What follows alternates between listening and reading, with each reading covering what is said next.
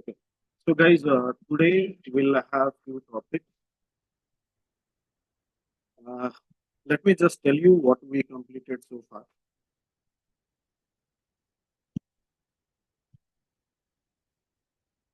We completed our checkpoint theory part deployment theory. We completed our single gateway deployment practical. We completed distributed gateway deployment, and we have done the lab setup. Sir, your voice is not coming properly.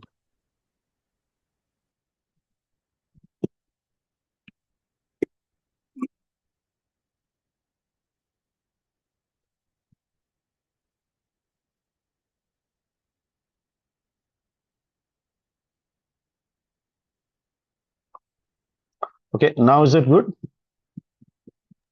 Yes, sir. Yes, sir. Now it's Fine. good. Okay. We completed our lab setup. We saw CLI configuration, administrator access, custom rule, default route, static route, DNS, all these things we completed. Plus we completed time-based access. This much we have completed till now. Okay. Now we are getting into, today we'll see HideNAT translation, and we'll see if we get a time, we'll go for service-based filtering, application-based filtering, all these types. Okay. So lab number 5 and lab number 6 is our target, but depends on a class flow whether we'll be able to complete these two topics today or not, because explaining about a translation itself takes a time, and then to do a practical. So I gave you guys a task in a previous class to do some research on translation. Have you guys done? Okay, tell me one thing. Have you guys attended my any other classes where I have taught you translation? Which class? VPN. VPN, there I have shown you 1%. Especially when you attend ASA classes, there I teach around 2 weeks of translation, where you get a complete knowledge of what is translation, why translation is required. Okay, no worries. How many of you are there who hasn't attended any other classes of translation? Not attended. Which ASA? Okay. Okay, let me give you some overview. Let's understand some theoretical part, then I'll jump into practical.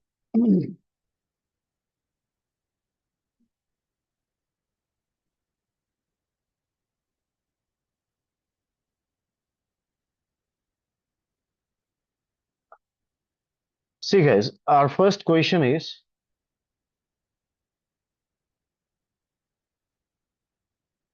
what is translation? Tell me, what is translation?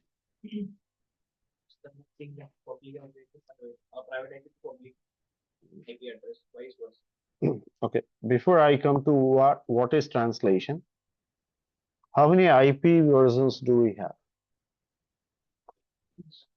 IPv4. We have IPv4 and we have IPv6. These are the two versions that we have. In these two versions, in IPv4, how many IPs do we have? 2 to the power of? 32, sir. Correct. So we have total 2 to the power of 32.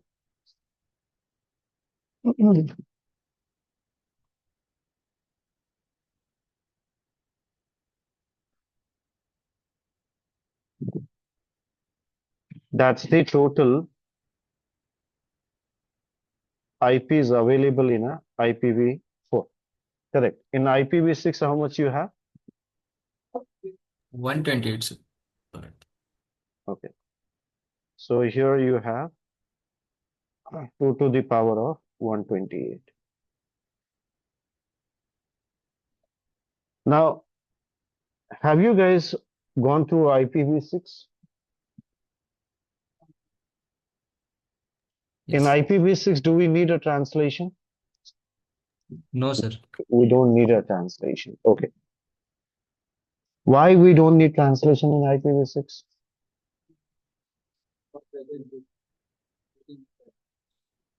Because Because we have sufficient. because we have sufficient IPs for upcoming 50 to 60 years. That much IP we have in IPv6. Let's say you guys have one gadget, one person, one gadget. But in today's day, do you think we have one gadget? Laptop, mobile, minimum. Smartwatch, smart TV, Alexa, and you see how many other things are there which are connected with the internet at your home. All each devices are counted as a single device when they get connected to an internet.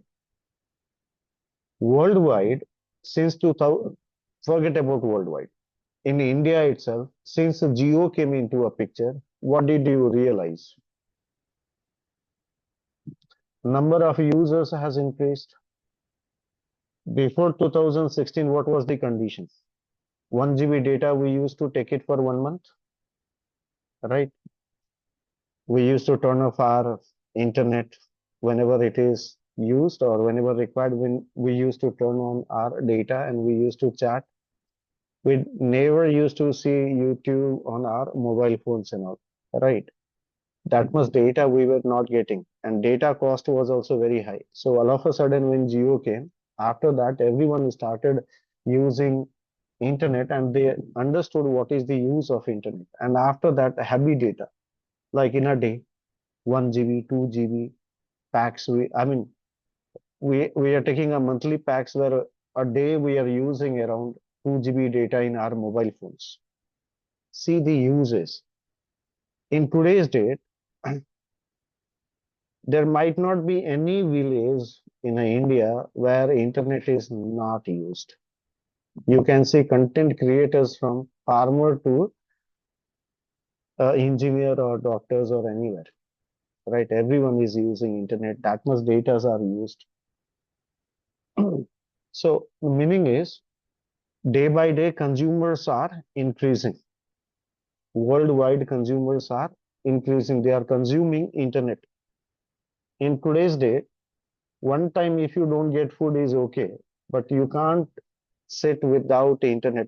If for 1 hour also, if you are not connected with the internet, you can't survive. You'll feel I'm not alive. That's a condition, right? That much important role internet is playing in our daily life. So all these things I'm telling you just to make you realize how much important and how much consumers are increasing day by day. Think, I'm just telling about one country. Think worldwide. How much data are consumed day by day. And each guy, each gazette, if I give one public IP, how much public IPs will be required? So since 1995 or 1993, not sure, that was the time when concept of IPv6 started. Today it's almost around 30 years the concept of IPv6 has been launched. Till now, ISP hasn't converted fully to IPv6.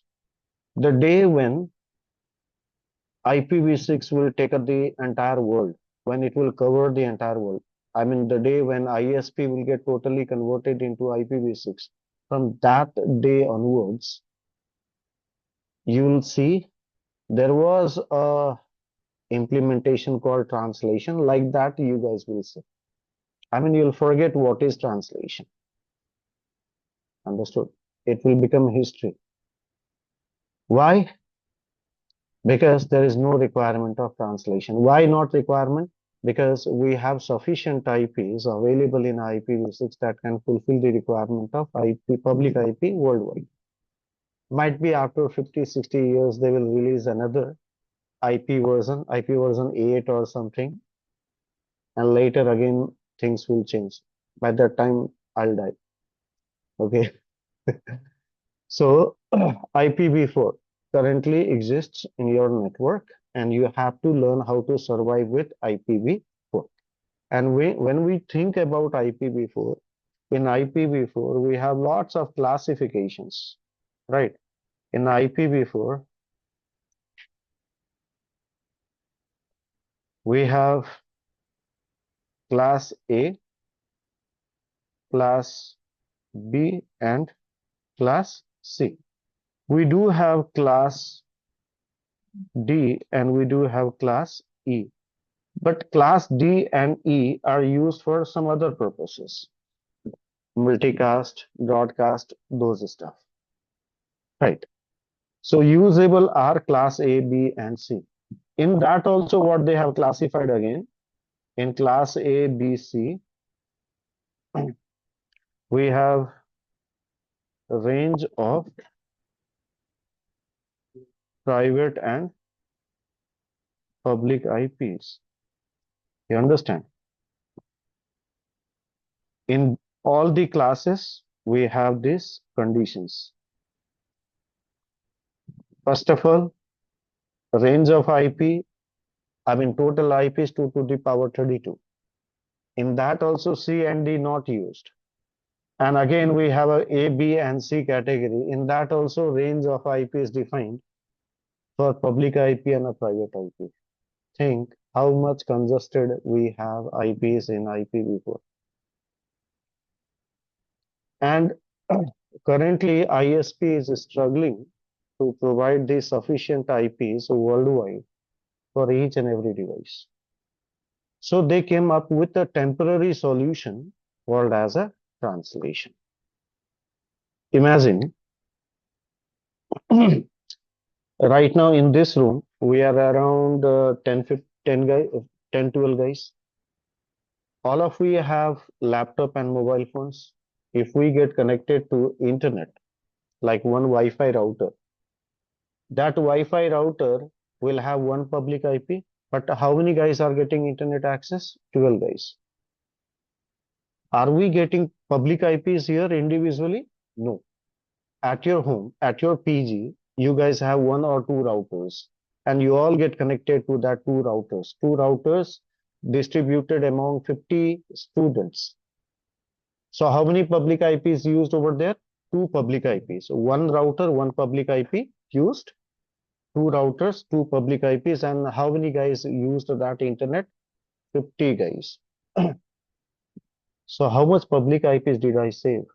48 public IPs I saved. How? With the help of translation. So you understood what is the use of translation. Use of translation is to save your public IP, IPv4 public IP. How? By doing translation. This is where translation comes into a picture in IPv4. Why? Shortage of IPv4 addresses, shortage of IPv4 public IP addresses. That's why we come with translation. Understood? Now, if I ask you guys, why do we need a translation? Forget about you don't know the actual reason. You will think about before explanation, whatever your concept was, that concept I want from you guys. Tell me, why do we need a translation? Why do we need translation? Another question. Why do we need translation? Tell me.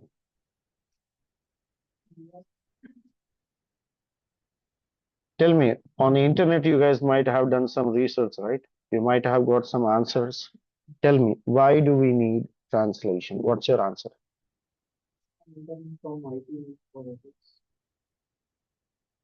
Okay, more?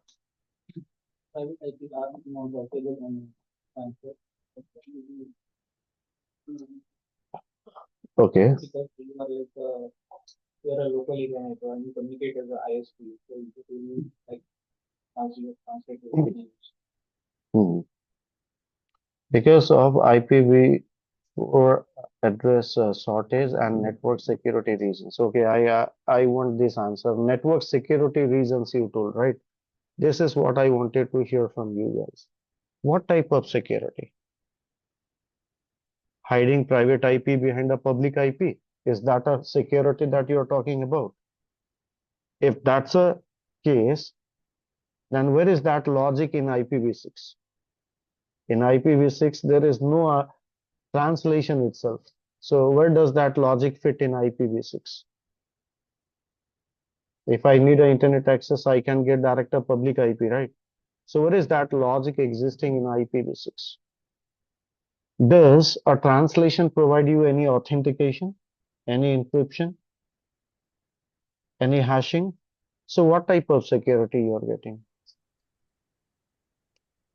It's not about hiding a private IP.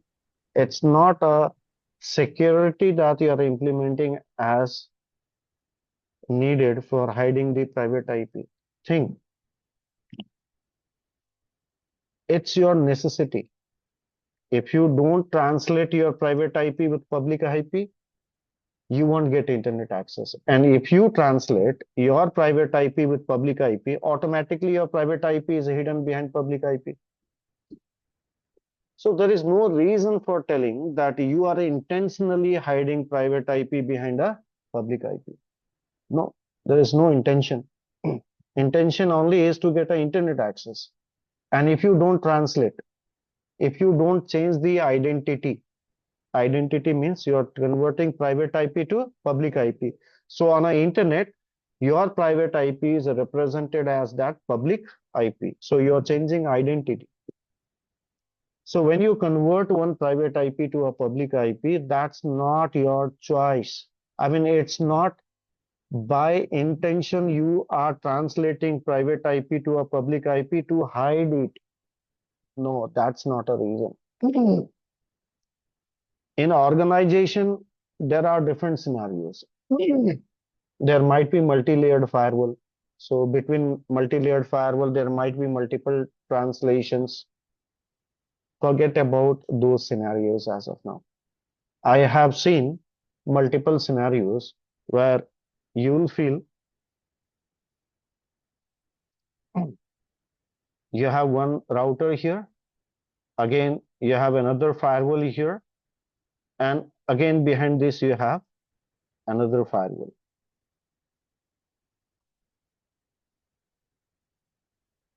I mean, behind this, again, you have another firewall. So till this firewall,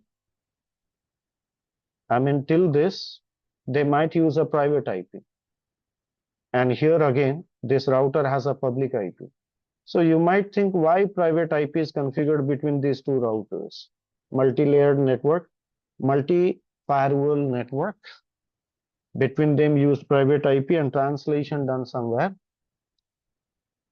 This type of networks also you will see in a real time. So these are different scenarios. Depends on scenario where what type of implementations are done. But overall concept is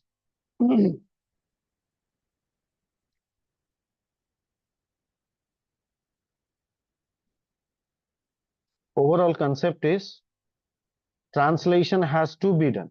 Where it has to be done, that depends. And why it has to be done, that also depends.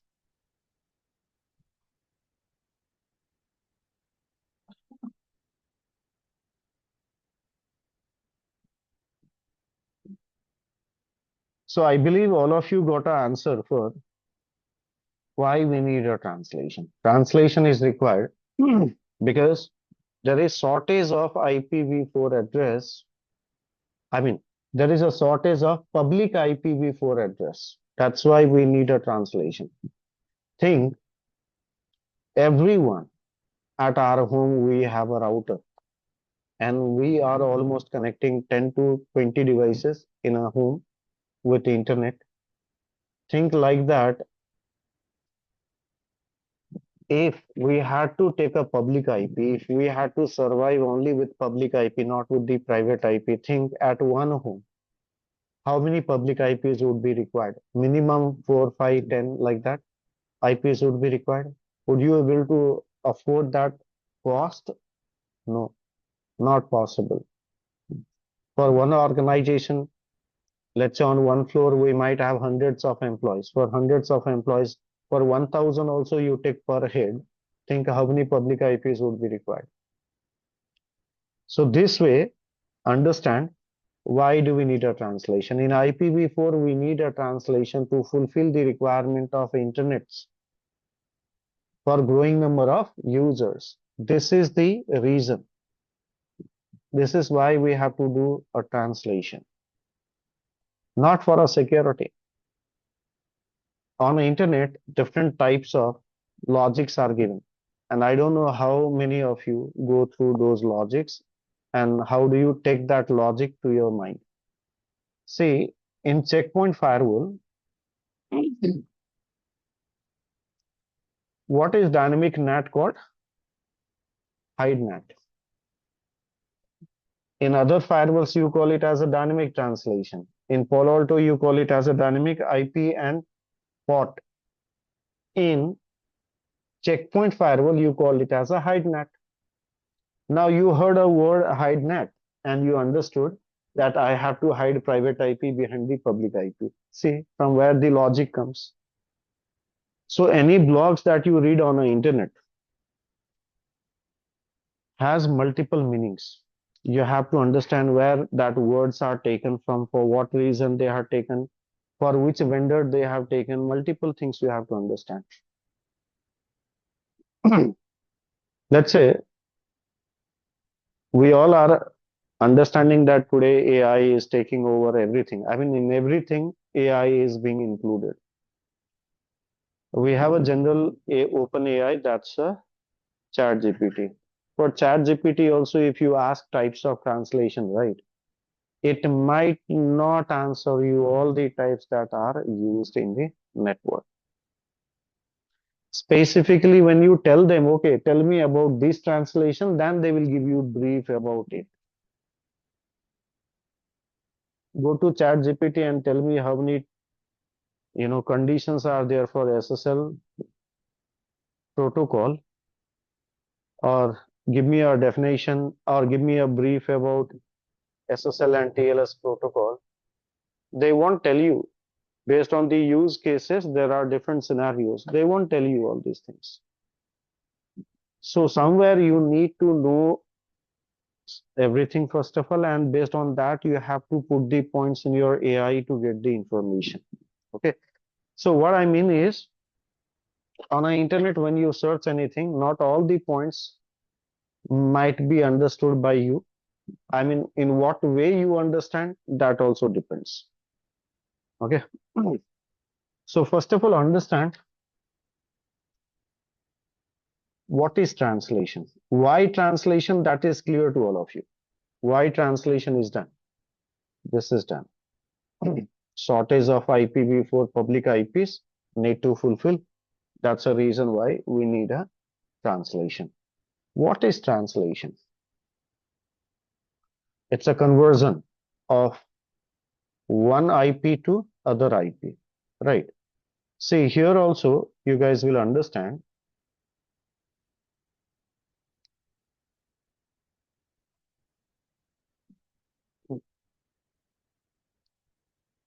What is translation, right? So here also you guys need to understand, like IP to IP translation. So one IP can be private, other can be public. Private to public translation, or it can be vice versa.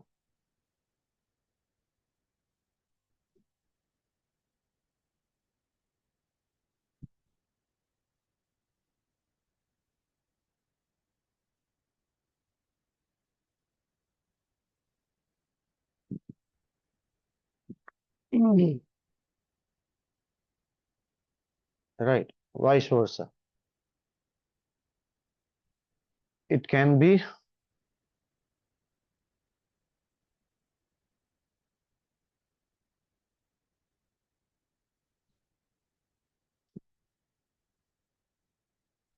public to private as well. This is an example of one-to-one translation. One-to-one translation. I mean, one private IP translated to other to one public IP. Here I'm talking about shortage of IPv4 IP, and here we have a type of translation where we do one IP translated to other IP. Okay. So see, this comes under types of translation discussion. Understood? First of all, just understand what is translation. Translation is like conversion of one public IP to one private IP to public IP. Okay. Or it can be, now this type of translation is called one-to-one translation. One public IP required for one private IP. And here it does not make a sense of saving your public IP. Other can be PAT. This is an example of NAT. This is an example of NAT. Other can be PAT. PAT can be IP and IP and port both are translated to public IP and port. Port has nothing to do with private and public IP. Port has its own history. Port has its own range of port numbers. So I'll discuss about port number and all. Let the perfect time come. I'll discuss about it. Right now, just understand, PAT is all about one IP with multiple dynamic port numbers I can use. Right. I mean here, with one single public IP, I can map 64K ports. 64K ports means 64K connections, not a user. 64K connections. If you're using an internet, you might generate hundreds of traffics. So one user can generate hundreds of traffic. So I can't say 100 users are I can't calculate the number of ports based on the users. I have to calculate it based on the sessions. So generally, when we deploy any device in our network, let's say any firewall, then we talk about, let's say in that firewall, we put a public IP. Let's say at your home, you have a router. One router can manage how many users traffic, that depends on your port number. If one user is generating 500 traffics, so 500 ports will be occupied. So if you ask me, hey, how many users can get access with one public IP, I'll not have a fixed answer. I'll say if one user establishes only one connection, then 64K users. But that's not possible in a real time. In real time, one user might establish multiple connections. So how would you choose a firewall? Let's say if you have to choose any firewall in a network, Then let's say we are talking about checkpoint firewall. In a checkpoint firewall, we had seen small, medium, higher, three different range of firewalls. How would you choose which firewall is best for your organization? Based on size of what? Based on size of device. Small size, bigger size, number of Based devices. size of organization and concurrent connections. Size of organization in what sense? Building or number of employees? Number of employees, we can say. Number of employees. Now, at least you will take a calculation of one user generating 50 traffics per second. So you will calculate how many users you have. Let's say 100 users. So 100 into 50. That's the number of connections you are expecting per second. So at least you will take a buffer of 50%. Double. I mean, you'll take a buffer of 50. Let's say if I have 50,000 traffic generating per second, at least I should take a firewall which can sustain with 1 lakh sessions per second. That type of firewall you'll choose. You can't choose a firewall which can have neck-to-neck connections, right? You have to choose a firewall where you have a 50% of buffer, like 50% occupied, 50% buffer. See, when you learn in a deep way, then you understand in what way your knowledges are utilized. Understanding a translation gives you visibility to many things. How would you choose a best firewall for your organization can be a question when you go for an interview. Basically, they are asking you, do you know specification of firewall? On what basis would you choose a firewall? You have to give them real scenario based reasons, right? You can't temporarily tell that, hey, there are multiple firewalls. We'll see which is the best one, we'll choose it. This is not the answer. You have to give some technical reason where you will see, okay, how many employees I have based on employees. Now you'll see organization type first of all. If I say bank, small branch office, will employees increase in that branch office? Max what can be a number of employees? In that also 15 to 25, let's say 1 to 25, we have a range of employees in a, let's say 15 to 25 max. We won't have more than that. In future also number of employees will not increase. In that also 10 to 15, I mean 15 to 25, not all the users will be using internet. Office boy, I mean, many guys are there who won't be using internet, right? Overall, we are telling about 25 guys are there. 15 users might be there using the internet.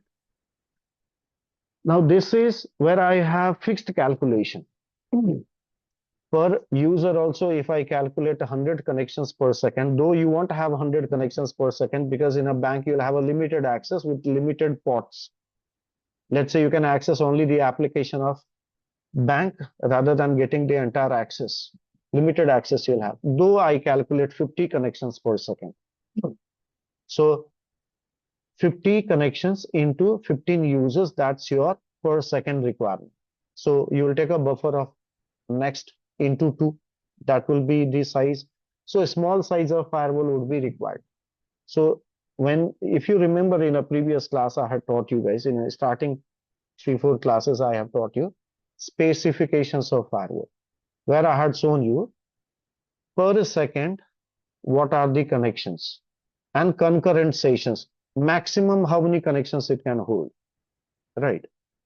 So if you are in an organization where, let's say it's a tech support company, today we have 50 employees, tomorrow if a business goes well, there can be 100 employees.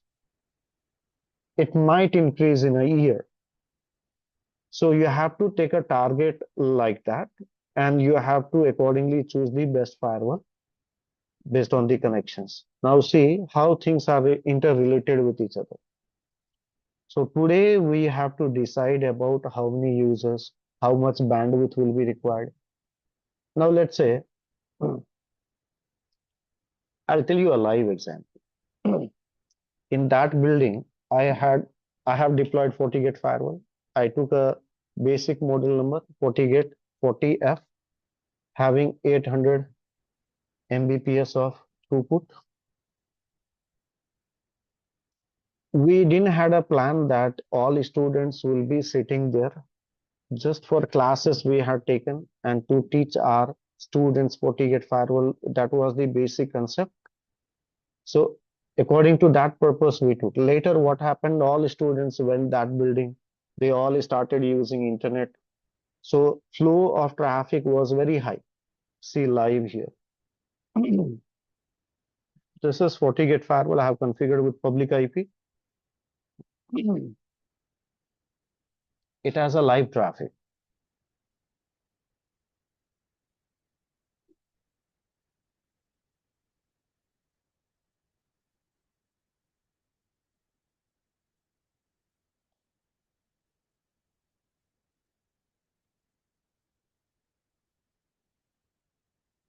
FortiGate 40F.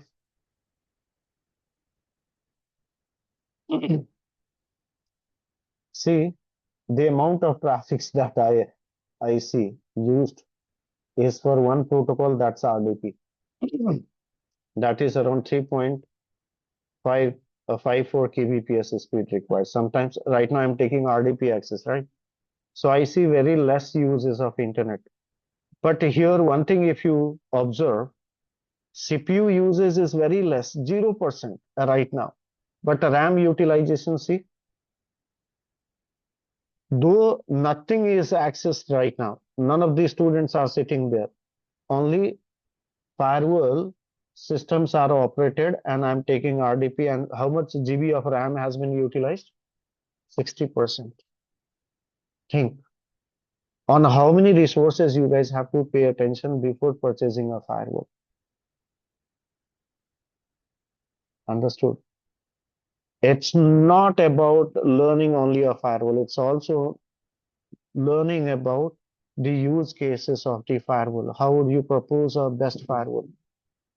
So see, in our laptops, we have i3, i5, i7, i9 type of CPUs, Xeon processors.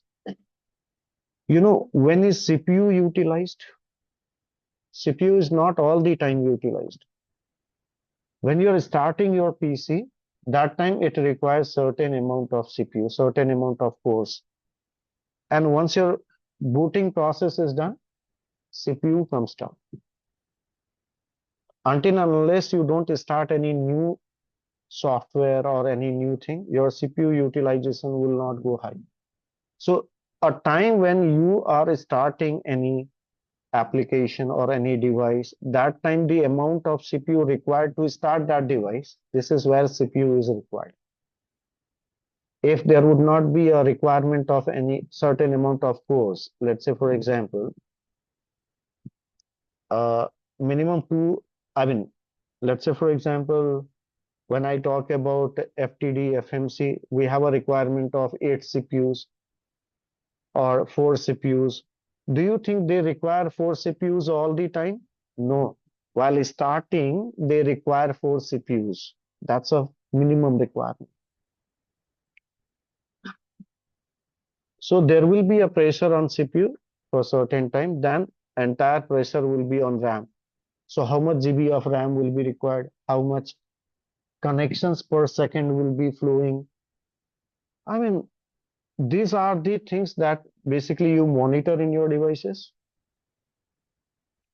Right. NOC and SOC, when you learn, what exactly they teach you? They teach you about all these factors. Right. How to monitor your devices, from where, what type of traffic is consuming more resources. So here I can see maximum, in kbps, I can see the utilization of, uh, you know, utilization of traffic is there. 800 Mbps, of firewall throughput I have in that traffic utilization is in kbps. Earlier it was very high. Okay, but right now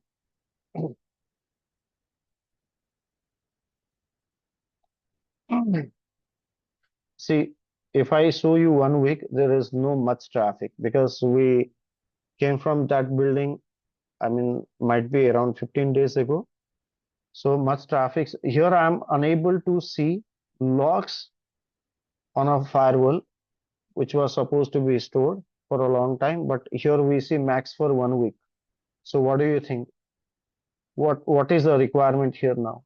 We have a requirement of server which can store all your logs for a long time. This is where SIEM device comes into a picture, like Splunk, QRadar, Alien World. These are the type of SIEM device are required where your data are stored. Your firewall does not have that much storage where you can store all the logs all the time that you can use it. No. So overall, what I'm trying to tell you guys, when one factor you see, right, multiple thing comes into a picture. When I talk about translation, translation is done to give an access, and when you give an access to a user, multiple traffics will be generated. How much traffic will be generated? That minimum idea you should have before purchasing or before deploying a firewall in a network. You guys are going to be a network engineer who will be deploying devices in a network in a future. So you should have this common basic informations, how to calculate, how to suggest. Let's say you are in a research and development team, R&D team, and you are asked, okay, tell me the basic informations, right? So depends. AI can do everything for you, but AI is human dependent.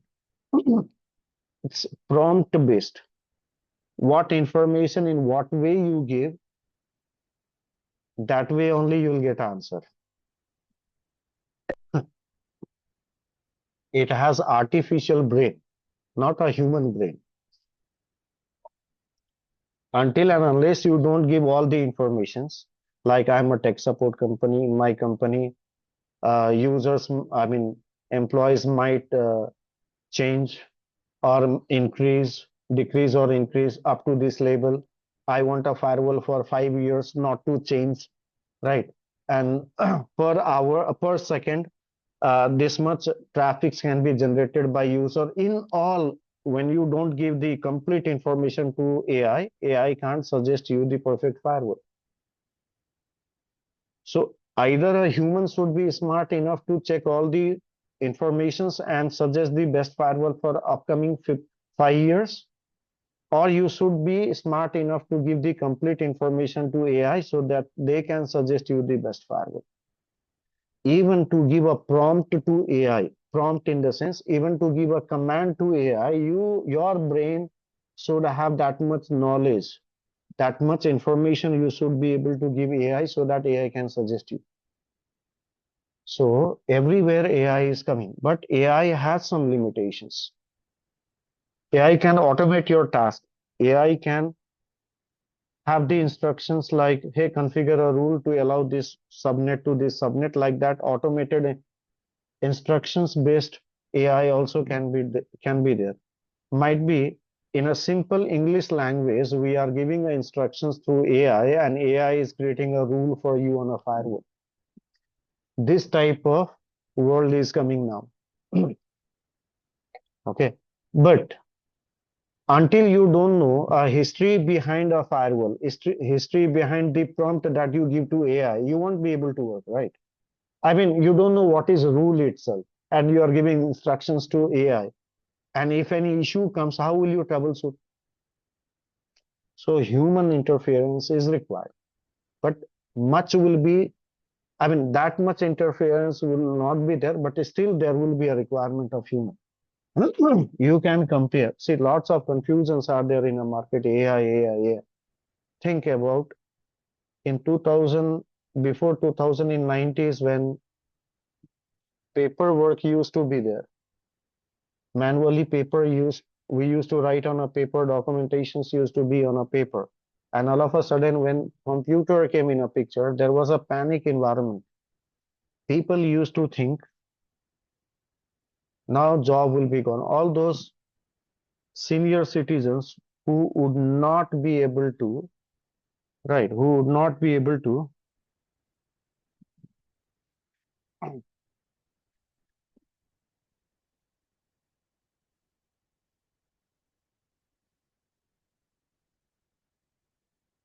just a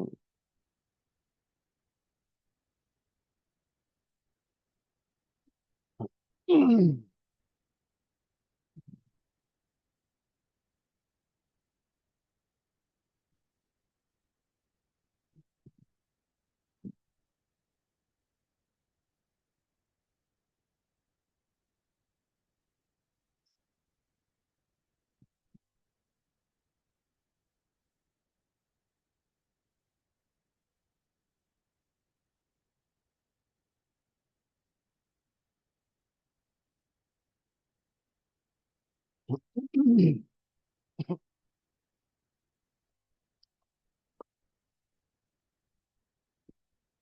You guys understood, right, what I'm saying?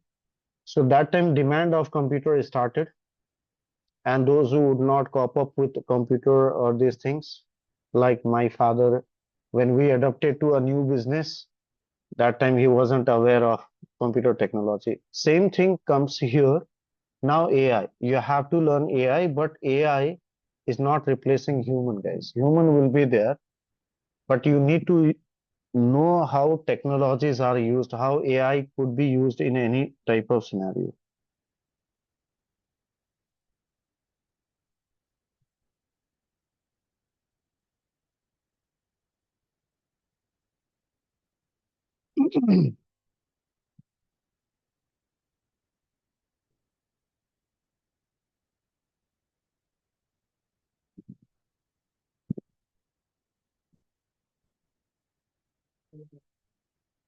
Guys, 1 minute.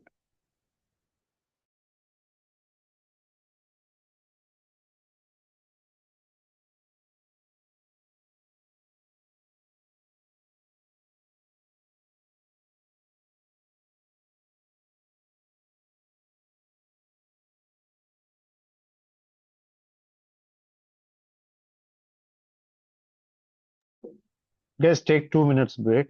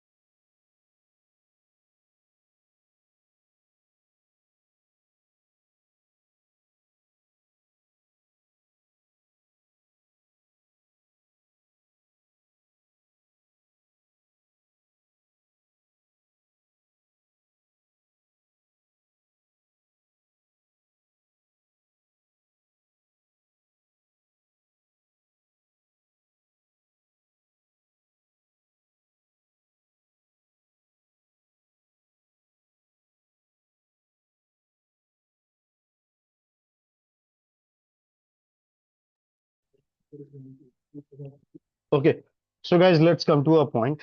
Overall, we went to different flow, but overall conclusion is when you use a translation, that means either you'll go with a NAT or you'll go with the PAT.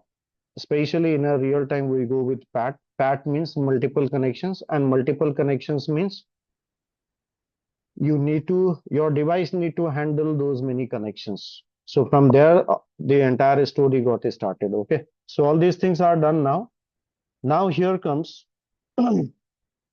all these things are done, guys. Now the next question is types of translations.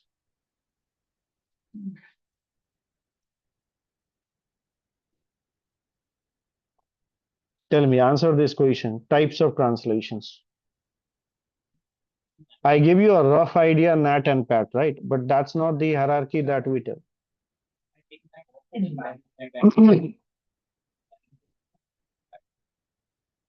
That's not the way you start. Correct. We start with, we have source translation, source translation, and we have destination translation. Correct? Source translation, destination translation. These are the two translations that primarily we say in any firewall.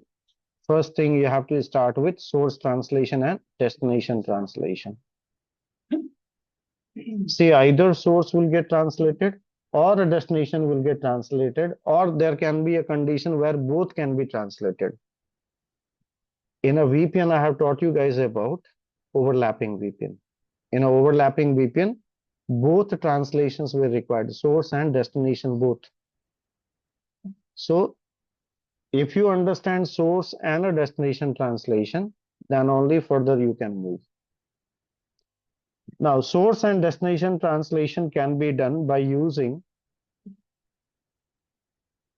dynamic NAT or PAT, or you can do static NAT or PAT. Don't say and. And means NAT also and PAT also. Or means either NAT or PAT. See, under source I have written dynamic, under destination I have written static. It's not like under the source only dynamic comes and under the destination only static comes. I gave you use case. Mostly 95% of the time source translations are done with a dynamic and destination translations are done with static. For example, use case. You guys are taking RDP access. All the time you guys are taking RDP access with same public IP and same port number. Why same IP and same port number? Why not different IP and different port number? Things are fixed. When it is fixed, static. When you care, static. When you don't care, dynamic. At your home, how many times have you checked which public IP you are translated with and which port you are translated with? You don't care. You don't care means dynamic. Understood? If you don't care about RDP IP, what will happen? You won't get access. You care, static. You don't care, dynamic. Simple. Translation is not that a heavy chapter. But if you don't understand perfectly, it's complicated. So whenever you are concerned about which IP I got translated with or which IP should I use to reach a destination, you from home you're taking RDP access to reach my destination server. That's a destination translation. You are already having public IP. I'm not counting your public IP. What I'm counting, what you're looking for is destination IP. That's a destination translation. Most of the time, most of the use case, destination translation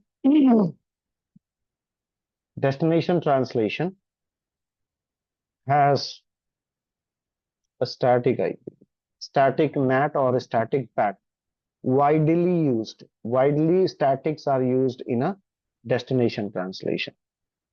In source translation, can we use static? Yes, you can. Like in overlapping, we had to do static translation even for the source. That was specific use case. All the time we don't do static translation. At your home, are you mapping your private IP with the public IP all the time? Mostly we don't do. Special use case we have where we can translate source also as an static, destination also as an static. It can be. What if I put RDP IP as a dynamic? You'll never get access.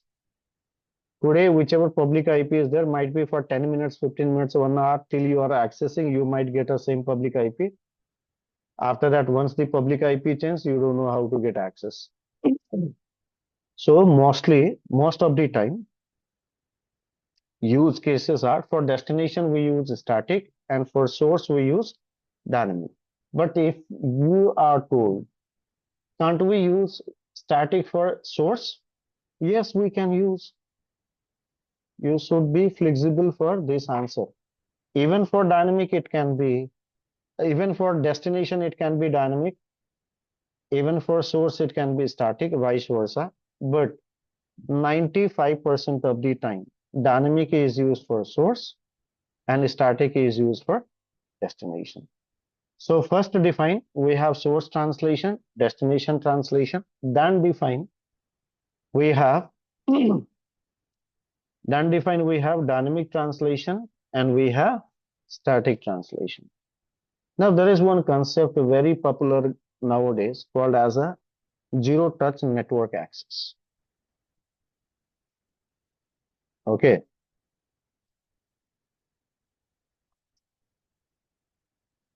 Zero touch network access, ZTNA. What does it mean?